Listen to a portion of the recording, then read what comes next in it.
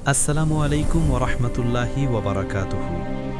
প্রিয় ভাই ও বোনেরা, একটু থামুন।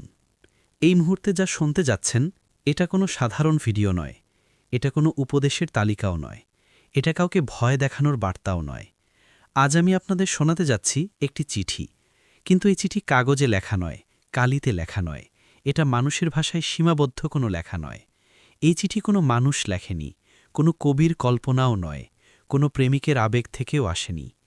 এই চিঠি এসেছে আসমানের মালিকের পক্ষ থেকে, যিনি হৃদয়ের খবর জানেন, যিনি আপনাকে আমার থেকেও ভালো চেনেন, সেই আল্লাহর পক্ষ থেকে। আর আশ্চর্যের বিষয় জানেন কি? এই চিঠিটা সবার জন্য নয়, এটা ভিড়ের জন্য লেখা হয়নি, এটা কোনো সাধারণ বার্তাও নয়। এই চিঠিটা ঠিক আপনার জন্য। হ্যাঁ, আপনি, যিনি এই মুহূর্তে নীরবে বসে শুনছেন, যার ভেতরে অনেক না বলা কথা জমে আছে, যিনি হাসির আড়ালে অনেক কষ্ট লুকিয়ে রেখেছেন। এই চিঠিটা আপনার নামেই লেখা। আপনি হয়তো ভাবছেন, এটা কি সত্যিই আমার জন্য? শুনে যান, শেষ পর্যন্ত শুনে যান, কারণ কখনো কখনো আল্লাহ যখন বান্দার সঙ্গে কথা বলতে চান, তিনি মানুষের কণ্ঠ ব্যবহার করেন। হে আমার বান্দা, আমি তোমাকে সৃষ্টি করেছি কাকতালীয়ভাবে নয়, আমি তোমাকে বানিয়েছি ভালোবাসা দিয়ে, উদ্দেশ্য দিয়ে। তোমার অস্তিত্বের আগেই আমি তোমার নাম জানতাম, তোমার চোখের রং, কণ্ঠের কম্পন, তোমার মনের গভীর ক্ষত, সবই আমার জানা ছিল। তুমি যখন কিছুই ছিলে না, কোনো পরিচয় না, কোনো পরিচিত মুখ না, তখনও তুমি আমার পরিকল্পনার সবচেয়ে যত্নে রাখা অংশ ছিলে।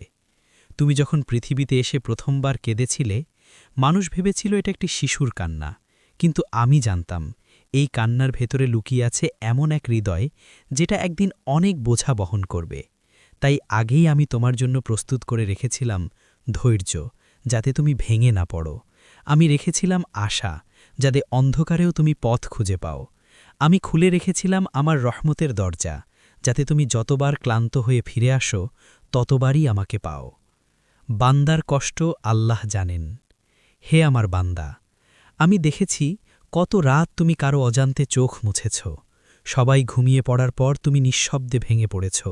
আমি তখনও তোমার পাশেই ছিলাম। আমি দেখেছি কতবার তুমি নিজের মূল্য বোঝাতে গিয়ে অবহেলিত হয়েছ। মানুষের সামনে হাসলেও ভেতরে ভেতরে নিজেকে ছোট মনে করেছ। তুমি ভেবেছ হয়তো আমি তোমার থেকে দূরে সরে গেছি, হয়তো তুমি আর আমার নজরে নেই। না, হে আমার বান্দা, কসম আমার ইজ্জতের, এক মুহূর্তের জন্য আমি তোমাকে ছেড়ে যাইনি। তোমার না বলা দোয়া, তোমার নিঃশব্দ কান্না, সবই আমার কাছে পৌঁছেছে। তুমি যখন ভেবেছিলে আর এক কদমও এগোনো সম্ভব নয়, ঠিক তখনই আমি তোমাকে ধরে রেখেছি। তুমি হয়তো জানো না, কিন্তু তুমি আজও দাঁড়িয়ে আছো শুধুই আমার দয়ায়। হে আমার বান্দা, আমি জানি তুমি ভুল করেছ, আমি জানি কতবার তুমি নিজেকেই নিজের কাছে হেরে গেছ, কতবার জেনেও ভুল পথে হেঁটেছ, কতবার প্রতিজ্ঞা ভেঙেছ। কিন্তু শোনো, আমি বিচার করতে তাড়াহুড়ো করি না, আমি প্রতিশোধ নিতে বসে থাকি না, আমি ক্ষমা করতে ভালোবাসি।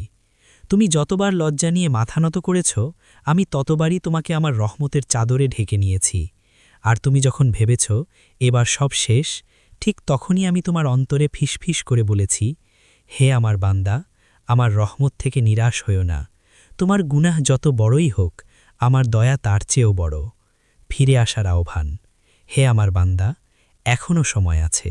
ফিরে আসো নামাজে, যেখানে তোমার ক্লান্ত আত্মা বিশ্রাম পায়। ফিরে আসো দোয়ায়, যেখানে তোমার না বলা কথাগুলো ভাষা পায়। আর সবচেয়ে বড় কথা, ফিরে আসো আমার দিকে, যে রব কখনো তোমার দিক থেকে মুখ ফিরিয়ে নেয়নি। প্রিয় ভাই ও বোনেরা, এই কথাগুলো যদি আপনার হৃদয়ে সামান্য কাঁপন তোলে, তাহলে জেনে রাখুন এটা কাকতালীয় নয়, এটা আপনার রবের পক্ষ থেকে একটি ডাক, নরম কিন্তু স্পষ্ট ডাক।